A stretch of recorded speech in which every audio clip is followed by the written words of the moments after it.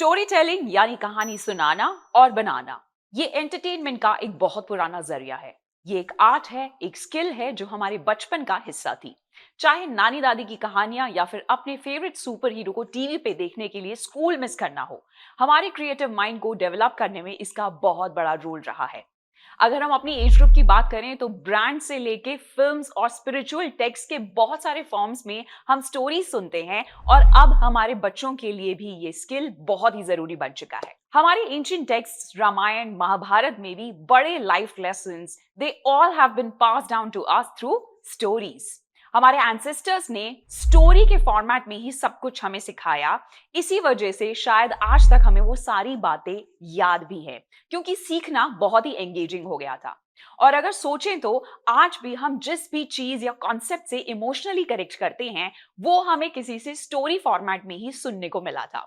So imagine if your child learns how to create stories, they will not only express themselves better, but also connect deeply with others.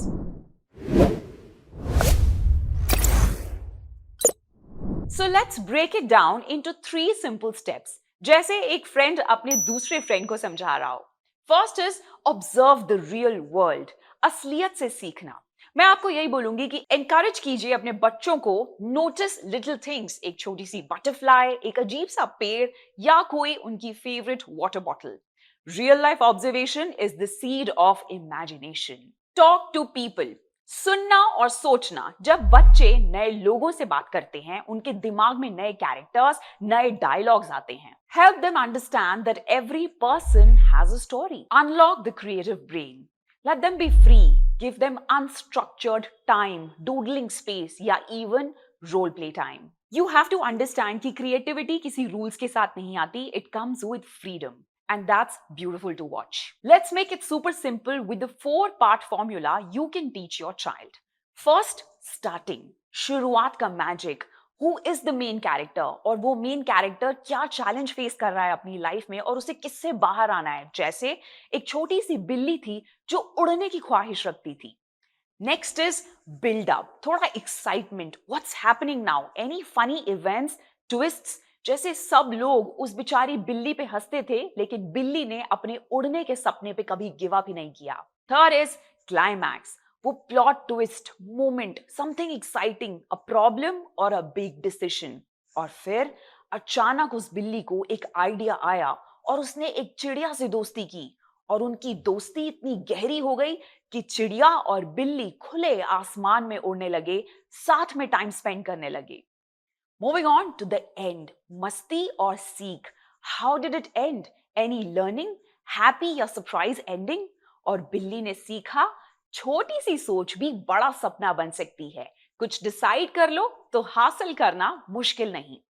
तो ये तो पूरी imaginative story है जिसके लिए उनको nature के साथ टाइम स्पेंड करना होगा और अपने ग्रैंड पेरेंट्स के साथ भी उतना ही टाइम स्पेंड करना होगा, जो उनके लिए काफी हेल्पफुल रहेगा। And this is just the beginning and gradually you will see कि वो बाकी टॉपिक्स पे भी बहुत ही इजीली स्टोरी डेवलप कर सकते हैं और उसे लोगों के सामने नरेट भी कर सकते हैं। एंड जाने से पहले कुछ चीजें हम एज पेरेंट्स भी कर सकते हैं। जब हम बेड टाइम स्टोरीज पढ़ रहे हैं उसको ओपन एंडेड कर देना, जैसे आगे क्या हुआ होगा तुम मुझे बताओ, और तुम होते अगर इस हीरो की जगह तो क्या करते। Give your child a journal और अ कहानी diary, let them draw, let them doodle and let them right whatever they like. And most importantly, storytelling does not need perfect grammar, just feelings and flow. So encourage even imperfect narration. उनके imagination को उड़ने दो. Give them wings. So parents, next time your child shares even a silly little story, listen like you're hearing a script for the next blockbuster film. क्योंकि उनकी imagination ही उनका confidence है.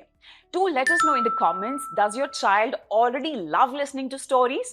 And अगर आपको इस वीडियो का आइडिया पसंद आया तो लाइक जरूर करें, शेयर करें और चैनल को सब्सक्राइब करना तो बिल्कुल भी मत भूलें। This is Tanu signing off. Let's keep creating stories and sparking confidence in our kids.